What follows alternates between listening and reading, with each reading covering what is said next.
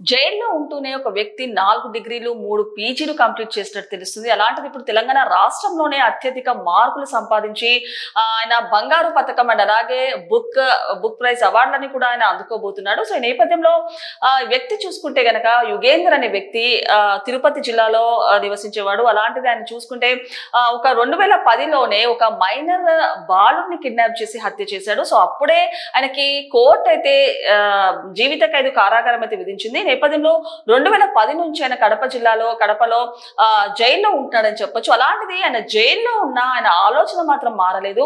So మరి ఈ క్రమంలోనే జైల్లో ఉంటూనే ఆయన ఇంటర్మీడియట్ పూర్తి చేశాడు.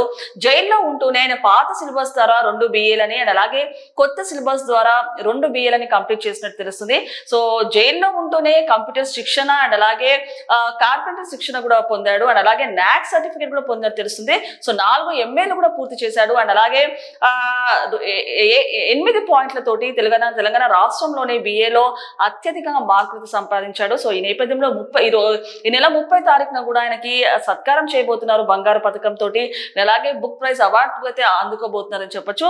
సో అంటే జైల్లో ఉంటే యాక్చువల్ గా చాలా మంది అంటే ఎడ్యుకేషన్ మీద కానివ్వండి ఒక వేరే లాంటి ఆలోచనలు ఉంటాయి. అలాంటిది జైల్లో ఉంటూ నేను టోటల్ గా ఇంటర్మీడియట్ దగ్గర నుంచి BAs కానివ్వండి లేకపోతే ఇవన్నీ కంప్లీట్ చేసి టోటల్ తెలంగాణ రాష్ట్రంలోనే అత్యధిక మార్కులు సంపాదించి బంగారు పథకం అయితే సాధించాడని చెప్పొచ్చు. అలాంటి ఒక ఇన్స్పిరేషన్ స్టోరీ అని చెప్పొచ్చు. అంటే ఎన్నో స్టోరీస్ ఎన్నో కథలు అయితే వింటూ ఉంటాం. అలాంటిది జైల్లో ఉంటూ అతను స్టడీస్ మీద కాన్సన్ట్రేట్ చేస్తూ బంగారు పథకం సాధించడం నిజంగానే హర్షించదగ్గ విషయం అని చెప్పొచ్చు.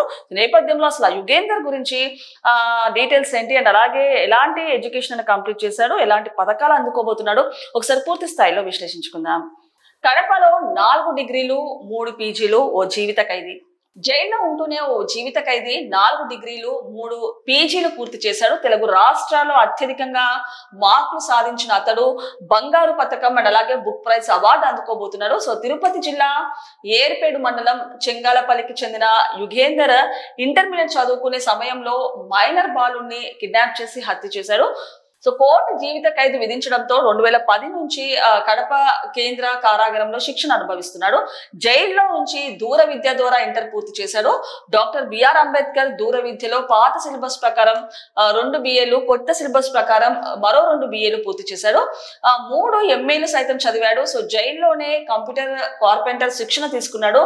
సో NAC సర్టిఫికేట్ కూడా పొందాడు. సో 3 ఏళ్ల పాటు పారా లీగల్ వాలంటీర్ గా పనిచేశాడు. సో BA పరీక్షల్లో యుగేందర్ అత్యధికంగా 8.02 పాయింట్లు సాధించి 2 తెలుగు రాష్ట్రాల్లో మొదటి స్థానం దక్కించుకోబోతున్నాడు. దాంతో ఈ నెల 30న హైదరాబాద్ లో జరిగే డాక్టర్ బిఆర్ అంబేద్కర్ దూర విద్య విశ్వవిద్యాలయం 26వ స్నాతకోత్సవంలో అతడికి బంగారు పథకం బుక్ ప్రైజ్ అవార్డు కూడా అందిస్తున్నారు. సో అలాంటిది ఎన్నో కథలు విన్నాము. అంటే హత్యలు చేసో లేకపోతే మర్డర్స్ చేసో జైలుకి వెళ్తూ ఉంటారు, జీవిత ఖైదీ అయితే అనుభవిస్తూ ఉంటారు. అలాంటిది ఒక్కొక్క జీవిత ఖైదీ యొక్క కథ వేరేలా ఉంటుంది. అలాంటిది స్టోరీ చూసుకుంటే కనుక టోటల్ గా డిఫరెంట్ అని చెప్పొచ్చు. అంటే అతను యుగేందర్ అనే వ్యక్తి 2010లో ఒక మైనర్ బాలుని కిడ్నాప్ చేసి హత్య చేశాడు. అలాంటిది 2010లోనే ఆయన కడపలోని జైల్లో ఉంటున్నాడని చెప్పొచ్చు.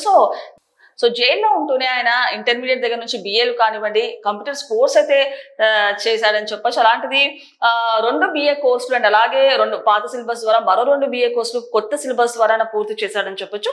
సో ఈ నేపథ్యంలోనే ఆయన 4 సార్లు MAలు కూడా పూర్తి చేశాడు అండ్ అలాగే కంప్యూటర్ శిక్షణ కూడా పొందాడు. సో ఫైనల్ గా BAలో చూసుకుంటే కనుక 8.02 పాయింట్లతోటి అత్యధికంగా తెలంగాణ రాష్ట్రంలోనే సాధించాడని చెప్పొచ్చు మార్కులు. అలాంటిది ఈ నెల 30వ తేదీన బంగారు పథకం సాధించబోతున్నాడు అండ్ అలాగే బుక్ ప్రైజ్ అవార్డు కూడా అందుకోబోతున్నాడు. సో నిజంగానే ఇది ఒక ఇన్స్పిరేషన్ స్టోరీ అని చెప్పొచ్చు నార్మల్ గా. అండ్ అలాగే ఇప్పుడు ఇది ఒక న్యూస్ ఇప్పుడు సోషల్ మీడియాలో చూసుకుంటే వైరల్ గా మారుతుంది అండ్ నెటిజన్స్ కూడా దీనికి సంబంధించి కమెంట్స్ కూడా పెడుతున్నారు.